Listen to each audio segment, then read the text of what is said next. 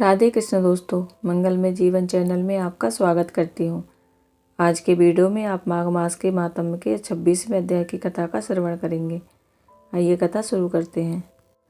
पथिक कहने लगा कि हे प्रेत, तुमने सारस के वचन किस प्रकार और क्या सुने थे, सो कृपा करके कहिए। प्रेत कहने लगा कि इस वन में कोहरा नाम की नदी पर्वत से निकली है। मैं घूमता घूमता उस नदी के किनारे पहुँचा और थकावट दूर करने के लिए वहां ठहर गया।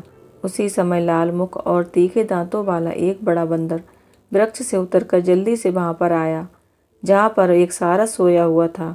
उस चंचल बंदर ने उस सोए हुए सारस को दृढ़ता से पैरों से पकड़ लिया और तो सब पक्षी उड़कर वहां से चले गए, परंतु सारसी भयभीत होकर विलाप करती हुई वहीं पर रुक गई।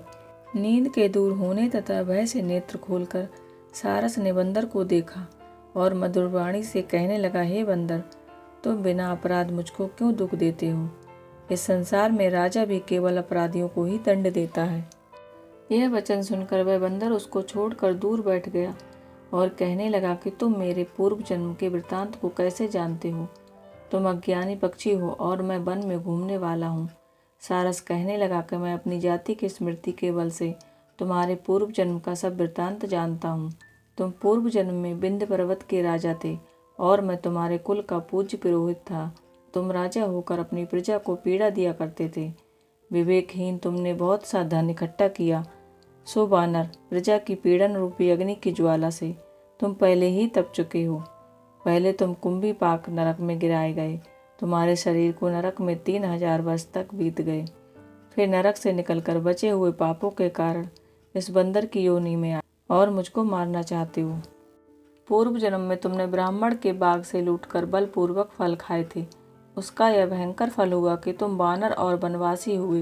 प्राणी अवश्य अपने किए हुए कर्मों को भोगता है, इसको देवता भी नहीं हटा सकते। इस प्रकार मैं सारस का जन्म लेकर भी अज्ञान से मोहित नहीं हुआ।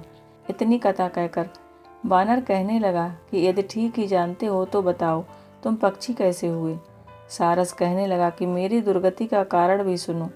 तुमने नर्मदा नदी के किनारे पर सूर्य ग्रहण के समय बहुत से ब्राह्मणों के निमित्त 100 ढेर अन्न के दान किए थे। मैंने पुरोहिताई के मद में थोड़ा सा ब्राह्मणों को दिया और बाकी सब मैं अपने घर ले गया। इन ब्राह्मणों के द्रव्य का अपहरण करने के पाप से मैं पहले कालसूत्र नरक में गया और फिर रक्त करदूम नरक में गया, जहाँ बड़े बड़े कीड़े थे। उस दुर्गंध वाले नरक में कीड़ों आदि से काटा जाकर 3000 वर्ष तक उस यातना को भोगता रहा। मैं नरक के दुख का वर्णन नहीं कर सकता। फिर नरक की यातना से मुक्त होकर यह सारस का जन्म पाया, क्योंकि पूर्व जन्म में मैंने अपनी बहन के घर से कांसे का बर्तन चुराया था। इसको मैंने एक जुआरी को दिया। इसी से मैं सारस योनि में आया। यह मेरी स्त्री पिछले जन्म में ब्राह्मणी थी। इसने भी कांसे की चोरी की थी। इसी से यह मेरी स्त्री और सारसी हुई। यह सब मैंने तुमसे कर्मफल कहा। अब भविष्य की बात भी सुनो। अब मैं, तुम और यह मेरी स्त्री भी हंस होंगे और काम रूप देश में सुख से निवास करेंगे। फिर इसके पश्चात गौर योनि में और फिर जाकर दुर्लभ मनुष्य योनि को प्राप्त होंगे।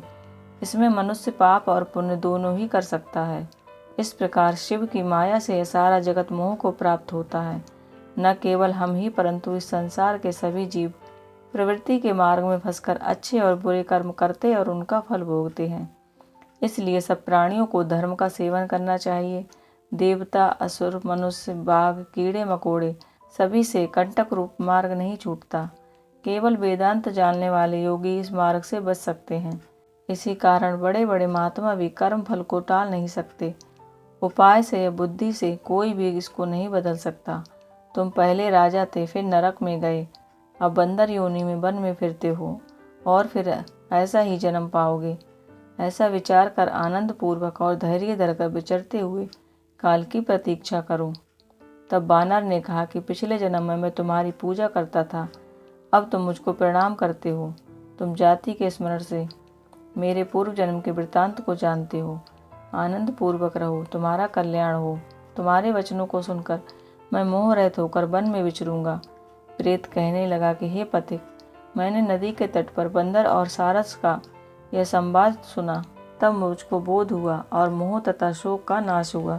माघ मास महात्म्य के 26वें अध्याय की कथा यहीं पर समाप्त होती है। आशा करती हूँ आज का वीडियो आपको पसंद आया होगा।